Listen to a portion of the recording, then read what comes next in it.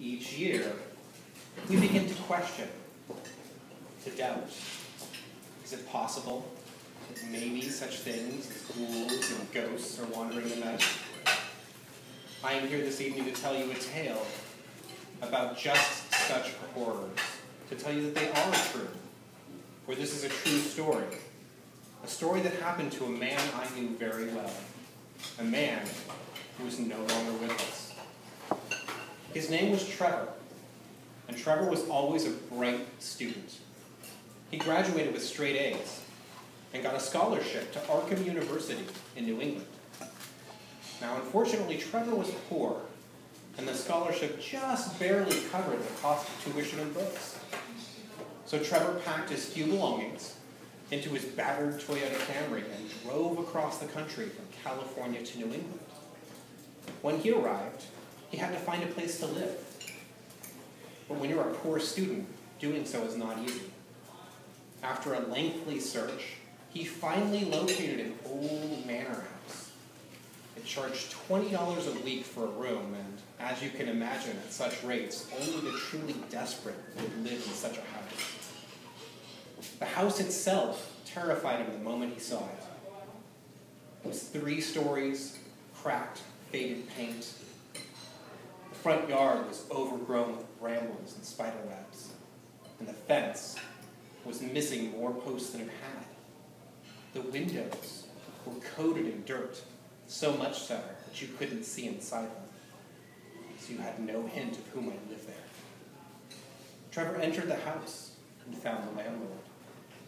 They shook hands, exchanged money, and Trevor was given the key to a room on the 3rd floor.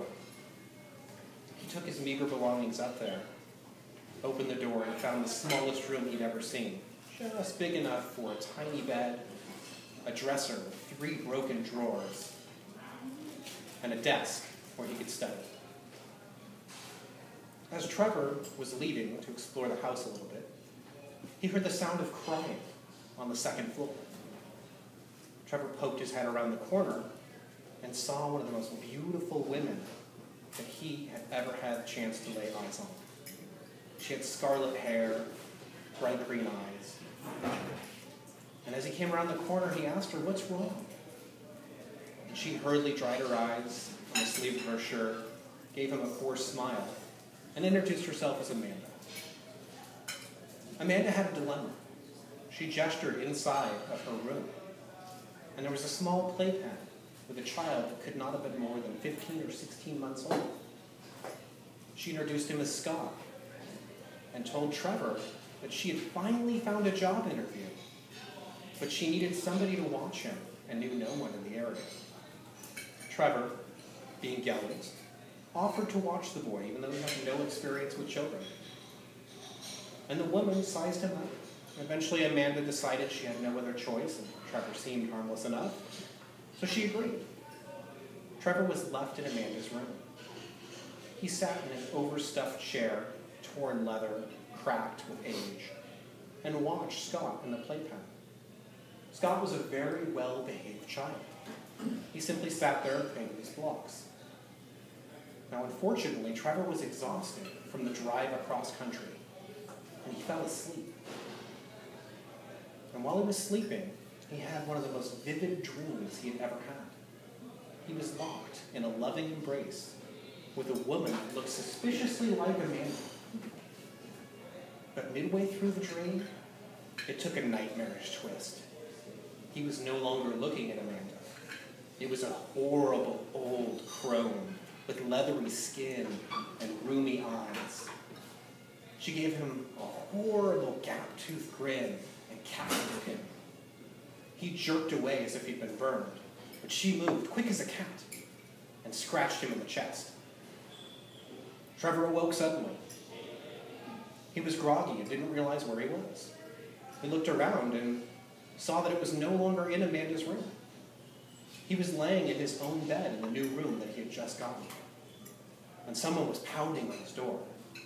So Trevor lurched to his feet and jerked the door open. There stood Amanda, Scott cradled under one arm. "Why? Why did you leave my baby alone?" Trevor had no answer.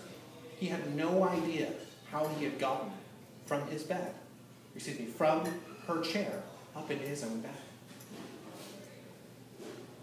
As he struggled for words, her eyes fell to his chest, and so Trevor naturally looked down as well. And he saw blood soaking through his shirt where the witch had scratched him in the dream. This clearly frightened Amanda, who backpedaled down the hall and retreated, shooting nervous glances over her shoulder. Trevor wanted to call after her, but what could he say? He let her go.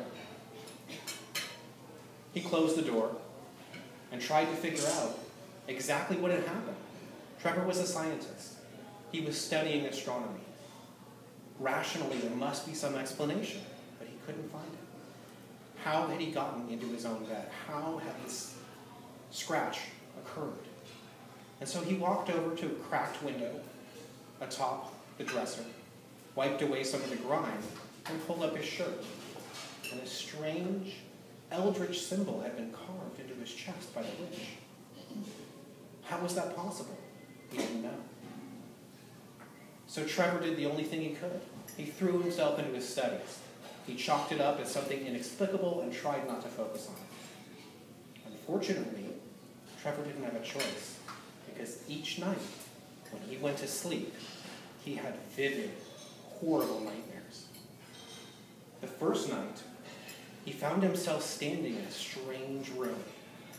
In the center of the room was a dark stone altar, stained with the blood of innocents. Atop it was this dagger, clearly used to kill many victims. The floor was carpeted with bones, human bones, tiny human bones, the bones of children. Hundreds, possibly thousands had been killed. As Trevor entered the room and looked around in horror, he saw a shadowy figure in the corner and realized it was the crone. She grinned at him and cackled. And atop her shoulder was a rat, but not a rat like he had seen before. A ghastly thing, for where its face should have been was the face of a man. It was a horrible thing to look upon, and when he saw it, he awoke. These dreams continued for days, and they continued to get worse. On the fourth day, Trevor awoke from one of these nightmares to realize there was something perched on the bed by his head, just a few inches away. And as his gaze focused, he realized it was the rat. And the rat spoke. "Trevor, Trevor, she has marked you. She is coming for you." Trevor backpedaled from the bed, fell upon the floor of the room. He heard the rat skitter away, but didn't see where it went. Trevor turned on the light. There was no sign of it. Had he dreamed it? Was he going mad? Trevor simply didn't know. He had no explanation. And his first response is what any of us would have done. He wanted to leave. But unfortunately, winter had come upon New England. It was too cold to sleep in his car, and he didn't have the money to leave the house. So he had to stay. The next morning, Trevor overslept. He was exhausted from not getting a good night's sleep, and he missed his classes. He woke up and staggered down the stairs to the one bathroom on the first floor. On his way down, he heard crying from Amanda's room. So he hurried up to her door and pressed his ear against it, listening. The baby was not crying like a baby that needed milk or its diaper changed. It was wailing in terror, and he had no idea why. So he pounded on the door and called out Amanda's name, but there was no answer. The only response was the horrible cackle that he had heard in his dreams. Trevor threw his shoulder against the door once, twice, 3 times, and on the 3rd time, the door gave way.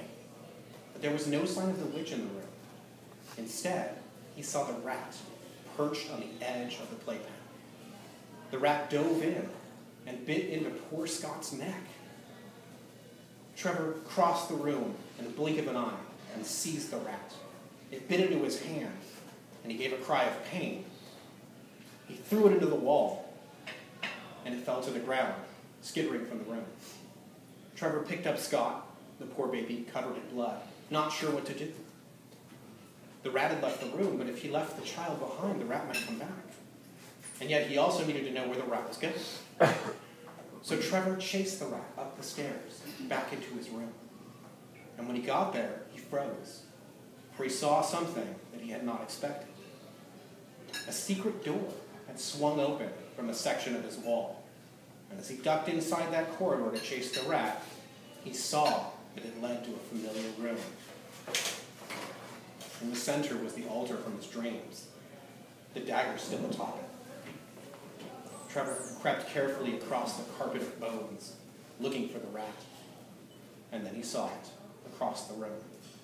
And as he entered the room, the rat spoke again. Trevor, kill the boy. Kill the boy. And Trevor felt an unearthly power seize him. He could no longer control his own body. He was a prisoner trapped in his own mind. And he watched as his body slowly crossed to the altar and set the child atop it. He reached down and picked up the dagger and raised it over the boy, placing the blade against the child's neck. Some part of him snapped. There was no way he was going to harm this child. And Trevor broke whatever unearthly hold the witch had over him. He seized the dagger and looked for the rat, but it was gone. He scooped up Scott, knowing he had to get him away from this place as quickly as possible. But as he turned, he realized that Amanda was standing in the doorway. And here's Trevor, a dagger in one hand, a bloody, screaming baby in the other, in a carpet full of bones. He didn't resist as Amanda pried Scott from his grasp. He had no words once again. What did he say? He stood there in that room, numbly, until the police arrived and took him away. They brought him to an insane asylum because Trevor's story made no sense. He talked about witches and rats. The police investigated, and they realized that there was something strange about these bones. They dated back almost 500 years, so clearly Trevor could not have been the killer. Who had? Trevor was put in a padded room in a straitjacket for his own protection. And that is where I found him when I came back and heard the news. Trevor related the entire story to me. My God, Chris, the witch is still out there. And that rat, that horrible rat, is out there looking for victims. What could I say to him? I had no words. I thought Trevor was crazy. But I turned and I walked down the hallway, troubled that my best friend had fallen so low. And as I walked away, I heard him scream. I ran back and I looked into the window of the padded room, and there was Trevor, twitching on the floor, a pool of blood slowly filling the room around him. And as I watched in horror, screaming for the orderlies, I saw something emerge from that terrible wound. A rat. A rat with no face that I have ever seen. The face of a man. It was ghastly, horrible. I yelled for the orderlies again, and when I turned, there was no sign of the rat. They opened the door, and Trevor unfortunately died right there before us. The autopsy showed that he had been killed by the wound in his back, which had been caused by a rodent, but no rodent was ever found. The mystery was never solved. This is why, when someone asks me if there really are such things as monsters, when they say with certainty, there's no such thing as monsters, I ask them, are you sure?